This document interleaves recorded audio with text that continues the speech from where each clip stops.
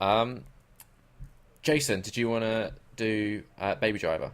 Oh, yeah, I could basically recommend it. I mean, I had a great time at the cinema. I'm going to be going to see it one more time. I think that this is by far Edgar Wright's best film, in my opinion. It'll be my favorite of Okay. his. I won't say best because I know that some people are going to, get a little offended by that because that's the way internet works.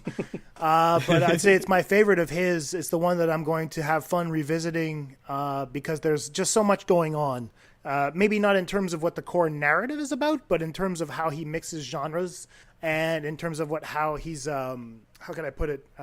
Everything surrounding the actual narrative is very pulpy and fun, and you can tell that Yeah. the director, you can tell that Wright is attacking this one with a vengeance, and you could clearly see that, the baby Ansel Elgort character is somewhat a metaphor for how he was with the Marvel universe and what panned out with Ant-Man.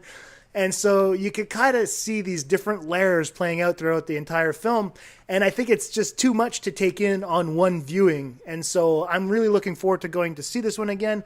I've got the soundtrack now, and it's just a beautiful, beautiful, fun film. And I hadn't watched anything like this in a while, where I was just not necessarily as invested as I normally want to be with movies, but having like this sheer amount of fun sitting there in a movie theater going like, oh my God, look at the hell, look at how much fun this guy's having.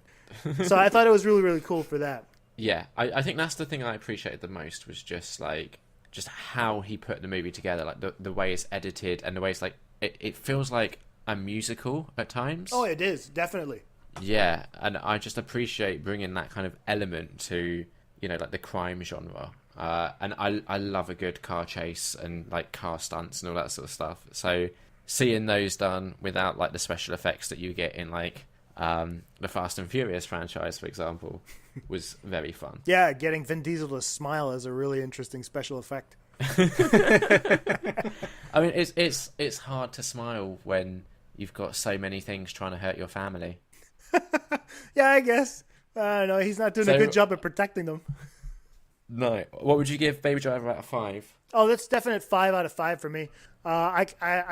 The one problem where I could knock a few points off is that to me it's very much a cinephile's film.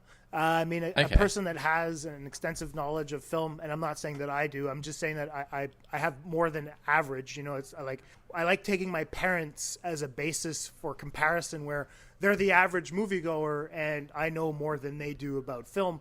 And so when I'm sitting in a movie such as Baby Driver, I see a lot more going on than they would. Now, my mom said it was fun, and when she says it's fun, it's like there were moments where she was like, meh, let's get through this, especially during the second act. I could see that she was kind of zoning out a little bit. She was looking around because that's what I do. I observe moviegoers as much as I observe the movie. Sick Yeah. fuck that I am. Yeah. But and so I asked my girlfriend as well, how did you find it? And she says, it was a really fun movie, but at the same time, she felt that there was something a little bit not nuanced about how like the central love story narrative had played out. And she says, it's something we've seen before. I says, yeah, but it's not about that.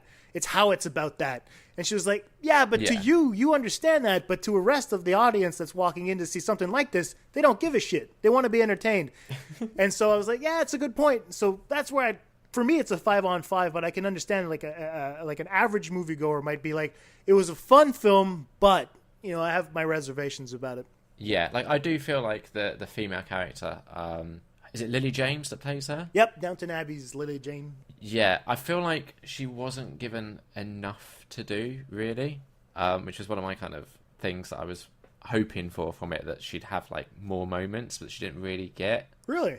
And yeah, and without going into spoilers, one of the characters, their motivations in the final act confused me a little bit. Like it just felt too plot convenient than it making sense. Oh, but I mean, if you look at it in terms of how, like you were talking about the musical, like to me, there's a fairy tale fable aspects to it as well, like mixing in with the action genre and the car chase film. I think that if you're going to go all out and make a film that is going to be at once a tribute and somewhat a little bit of a subversion of some of those genres, you're going to have to concede at some point and try, convenience is going to have to play key if you want to uphold a little bit of what the charm of those genres is as well.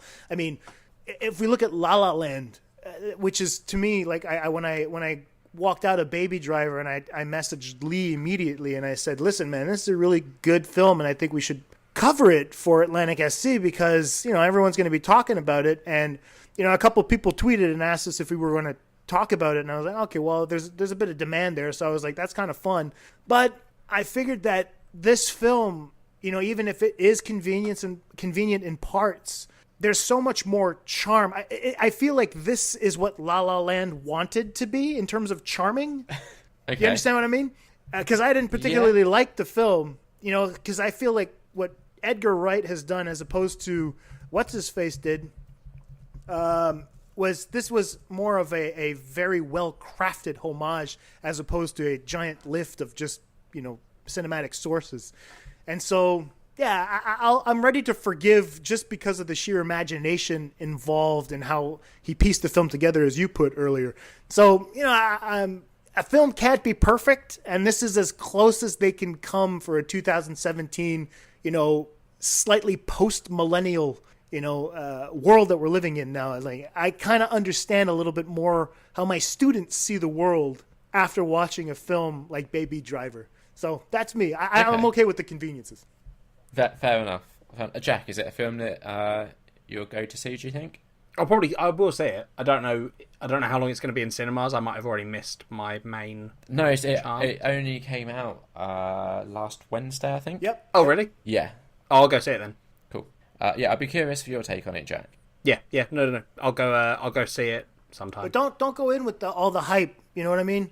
Like I said, for me it worked. And it might not work for you. I remember I was talking to I don't remember who I was talking to, and they were like, I didn't like it at all, and the person felt bad for not liking it because everyone did. And I was like, you can't do that.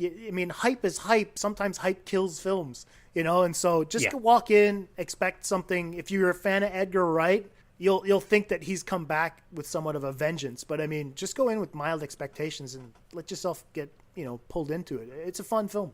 Cool. I'll definitely go see it. Awesome.